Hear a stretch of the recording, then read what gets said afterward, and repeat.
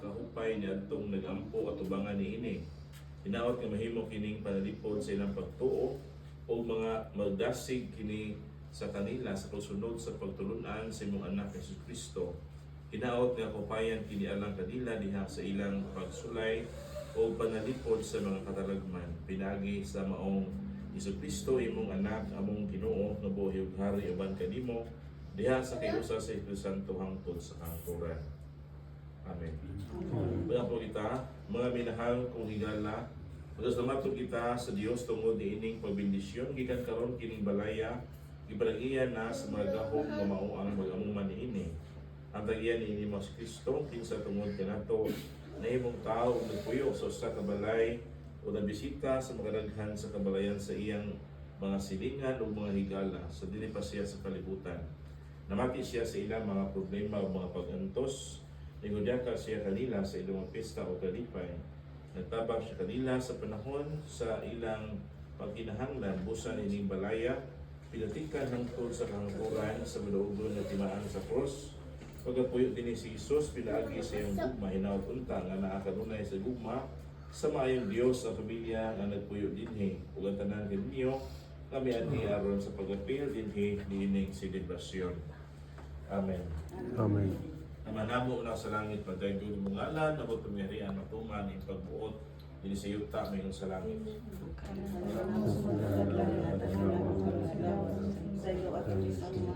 Mayroon sa inyo kami sa barang-barang, dito yan sa kasalayan, lumano sa akin sa langit. Magimaya ka Maria, napuno ka sa grasya, ang Ginong Diyos, manahanin mo. Mulahan ikaw sa bayan tanan, gulahan bunga sa tiyan mo kasi Jesus. Sa Diyos nga po kami nakasala. Maria, samahan sa anak sa Espiritu Santo. Manamog na sa langit na dahil yung ngalan, nabot kami nariyan. Natupan yung pagbuot din sa yuta, mayroon sa langit. Sa iyo lang kami sa masala. Sa iyo lang masala. Sa taas. Maya ka Maria, napusiwa ka taas.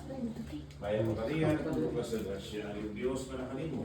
Ulan ikaw sa bayan na nalulang mo sa tiyan mo si Jesus. Santa Maria, inang sa Diyos, yang magusala ko sa oras ko.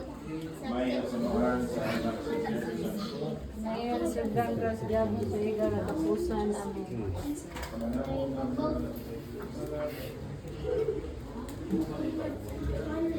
Ang kalalong namo sa pag-ablay at pag-ablay sa mga kasama. Ngayon sa ilo sa lakbang ng pagkatuyan sa ino alas kalis kuratan. Amen. Maya ka Maria, napuno ka sa grasya. Diyos manahanin mo.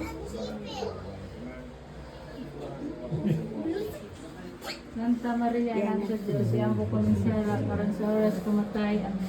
Maya samahan sa anak sa Santo. Ngayon sa gangras, diabo sa iga, katapusan. Amen. Manamog na ka sa langit, pagdayon ko yung ngalan, habang pamimarian. Matuman yung pagbuti na si Yuta, mayroon sa langit. Ang kalan namo sa matagablay at kanamo ulawag sila kung saan sila. Ngayon sa ilo sa namo bilong kami pagyablay no oras kami sa kadautan. Amen. Maya ka Maria, napuno ka sa grasya, ang Diyos manahanin mo. Mula ni ka sa bayan tanan, bulahan mo sa tiyan mo si Jesus. Santa Maria, nang Diyos, ang bumisala kung sa oras kumatay. Amen. Maya samahan sa anak sa Espiritu Santo. Ngayon sa gangras, diabo sa iga, katapusan. Amen.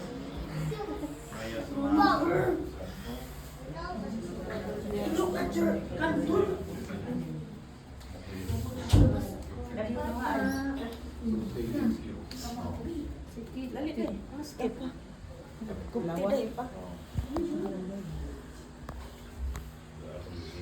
Imong ang kulpi pa, kuan na pi, panauga Si ang ang kulpi. kulkit mo ana. Sam.